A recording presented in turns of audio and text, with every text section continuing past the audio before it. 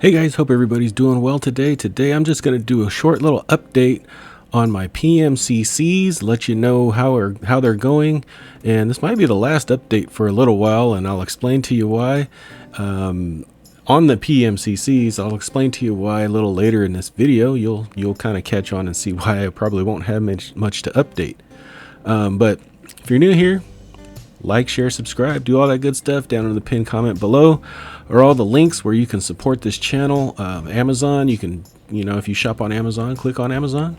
You can shop and, buy whatever you want. Amazon takes care of me with a small commission. I'd appreciate that. So this channel's growing. Appreciate it. You guys are awesome. Liking, sharing, subscribing, all that stuff. I appreciate it. So what we're going to talk about today is we're going to review my PMCC positions. Now, the first one I'm going to throw up here is my Pfizer position. Now, I had some issues with the last spreadsheet, the Google spreadsheet. There was a 1.0, which I think I was using. There was a 2.0, which I didn't transfer over to. I'm talking about the versions of the tracker. But once I switched over to the 2.0, I found some calculation errors in the sum totals, in the calculations of how the worksheet works.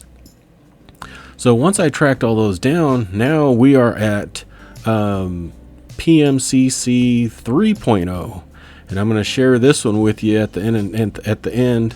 And again, I'll share this with you guys, but I got to tell you, I'm not supporting this. I don't know if there's other calculations that are wrong in it. I'm fairly confident that there isn't, but I didn't make this. I corrected some things, but I can't support this, right? It's if you use it at your own accord. Okay, that makes sense. But I'm using it, and so what I found was that I was actually selling some of my covered calls under my cost basis. So one of the calculations that it was doing wrong was calculating the break-even price. And that is extremely important when running a PMCC. So what you'll see here is my Pfizer PMCC, and you'll see that I've bought 3 sets or 3 leap calls, and I've gotten it at different prices. So you'll see there's 3 of them there from January 26th, January 28th, and February 8th. And I sold all these covered calls. Well, if you look here, especially right there, I sold on March 1st, I sold a covered call with a strike of $34.50. Well, my break even is $34.63. That's not what you want to do with a PMCC. You're setting yourself up to essentially lose money. So what I did was I closed out those 34.50s, right? And I paid $1.07 to close them out. So I lost $159.86 on that set of covered calls. Well, I had to roll up and out. So I had to roll the strike price up, and I rolled it up to $36, and I had to roll it all the way out to June 18th. That gave me enough room for the stock to run. So if the stock right now is at $34.45, it can go up to $36 and I would make some money, right? But if I had the strike at $34.50 and it went up to $34.50 and broke that, I'd lose money. Somewhat. I'd probably make a few dollars, but it would be under my break-even price. I hope that makes sense.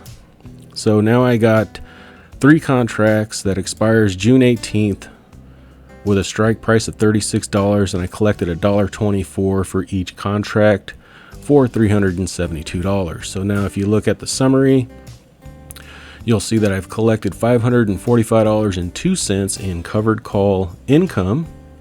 My leap profits currently, I'm down $495 because the current price of those leaps are $9.80. But as the share price increases, the price of your leaps will increase as well. So my average cost of the, oh boy, where's the average? It's in there somewhere. I have it hidden. Once the share price gets above, if the share price were to, I'm sorry, I'm rambling. If the share price were to get to $36, your leap price will also increase. So even though you'll either get shares shorted to you, which you can exercise the leap and cover for it, or you can just close out that position, the covered call position, and then sell the leaps at a profit. So currently, with the covered calls I've collected, and considering the leaps are down, I've made $50.02 in net profit, which is okay because I'm collecting all this money. And now that I have my correct break-even price, I can let this stock can run up to $36 and I'd be good. Okay. Hope that makes sense. I know that was confusing. I kind of confused myself there for a second, but so that's position in Pfizer. My next one was ED. I'm not going to give you guys the ammo. ED, Consolidated Edison. This one also had the same issue, and I have 2 contracts on that at a premium of $20.40. Right now, the leaps are selling for $20.40, so that's good.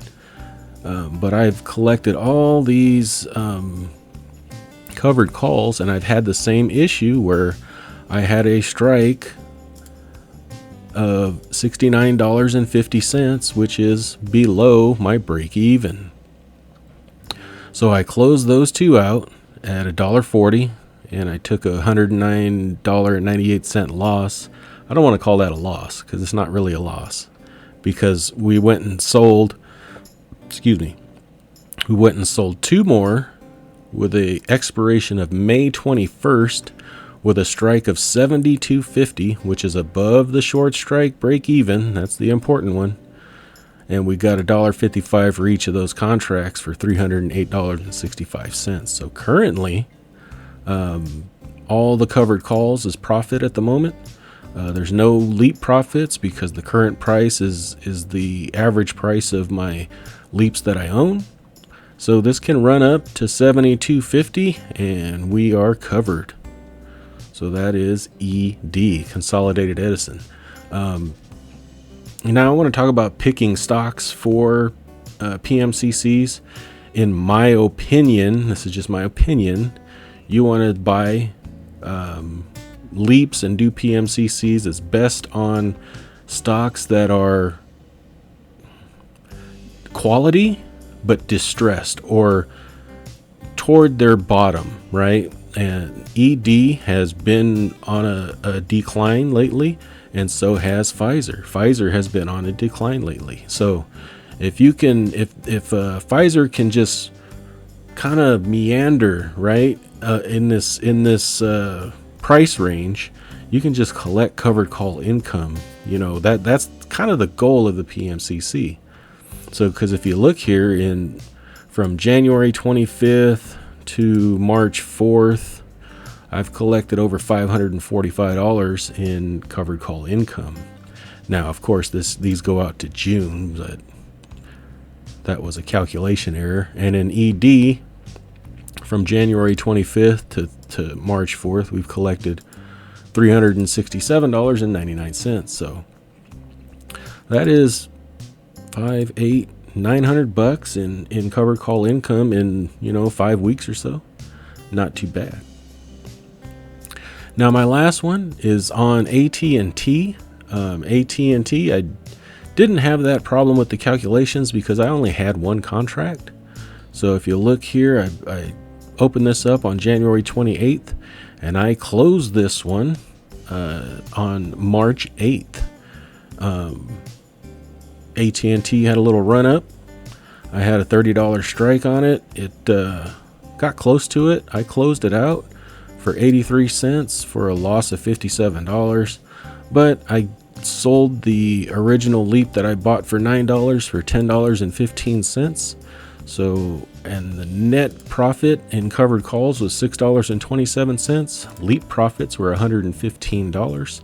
Total profit $121.27 for a return of 13.47%. Now you're going to say, GW, you could have done that just buying the stock. You only got $6.27 on the covered calls. That is true, but it only took me $900 to make this. You would have had to put in $2,888 to achieve almost the same thing. So that's the thing. See, I could have done this 3 times. I could have done this 3 times. So this would have been about $360 in profit for the same price that you would have had to buy 100 shares. I could have controlled 300 shares. That is the key with PMCCs. I think T is kind of one of the best ones to do this on, to be honest with you. Of course, that is just my opinion. I'm not a financial advisor. So 13.47% in 5 or 6 weeks. I can't complain about that. So, am I going to continue with PMCCs? Possibly. But you know, some of you that have been following the options market, it's been a little tough. And for me, these leaps kind of get in the way, because if you look at like Consolidated Edison, I have $4,000 invested in those leaps. That is not liquid, so I cannot do anything with that money, right? It kind of puts pressure on your portfolio, especially if you have a small portfolio when you're running options. And so that money can come in handy, right, when we have a down week like we did in the last week, right?